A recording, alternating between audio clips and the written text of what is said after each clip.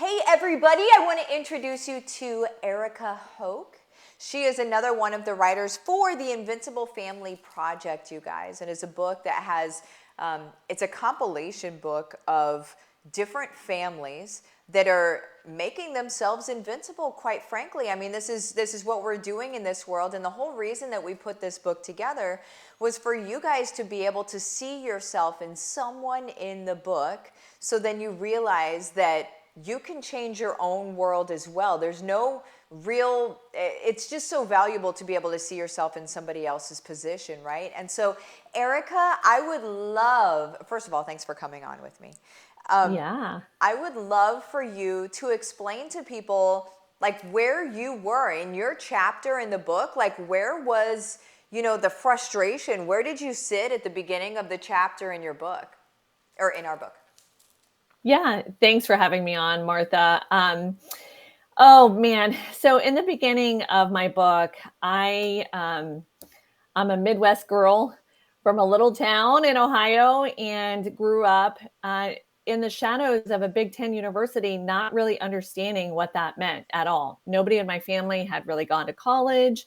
My parents had their own success in their businesses and in their own life, but they were an older generation. They kind of didn't even finish high school. And so I wanted success in my life, right? I wanted the same kind of success. And I was seeing that people, that were successful were going to college. So I didn't get a lot of input from my family with that. I just kind of set my sight on, okay, I'm not sure what to do, but this seems like the right path. And I'm going to do whatever it takes to get there and go down that path so that I can have a successful life too. And I ended up getting some college scholarships.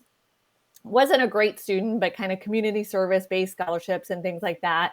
And a lot of hard work because I worked two jobs to put myself through college while I went to school full time. So this was a big investment in my life of, you know, trying to get to that place, right? Yeah. Yeah. That's so in doing that, because I think that a lot of us believe that, right? My dad didn't graduate. I don't even think my dad got to high school. He ended up Yeah, getting a GED so he could get a job at the state, but he right. didn't go through high school or anything.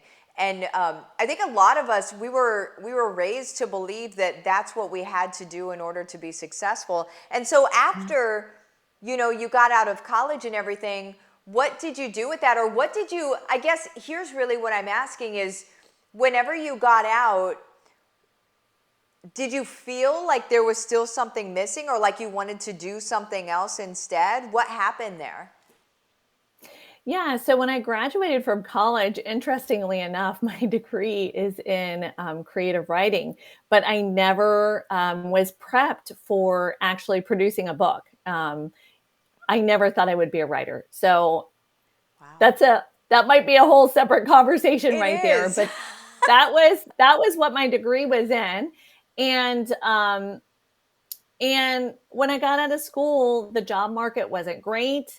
I ended up in like an advertising kind of like communications world, not making very good money, not having very good opportunities, and then constantly having this tension of knowing that eventually that I would want a family and want to stay home with my kids, and how am I going to make money and how can I stay home with my kids and how is this going to work out, and just trying to keep taking the steps forward until things came together. Yeah.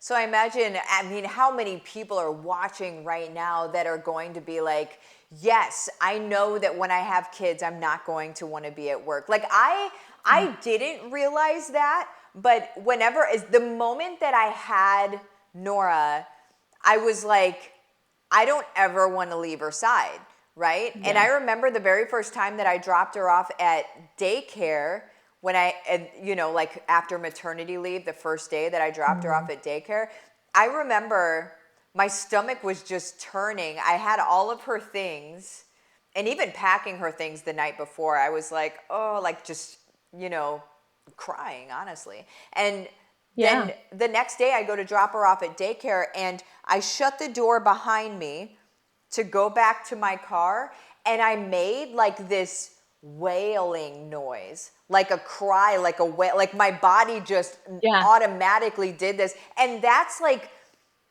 is just like an auditory representation of how I really believe we feel whenever we leave our kids, right? Like Yeah. it's just, there's, in my opinion, a meant to be situation that in a perfect world, we really could be there with them.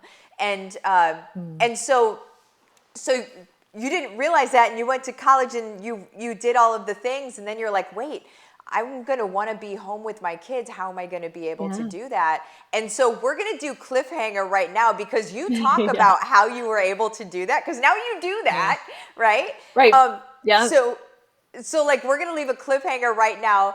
Guys, grab the book, The Invincible Family Revolution, okay, you guys? Or The Invincible Family Project, I'm sorry, revolutions and projects, all of them.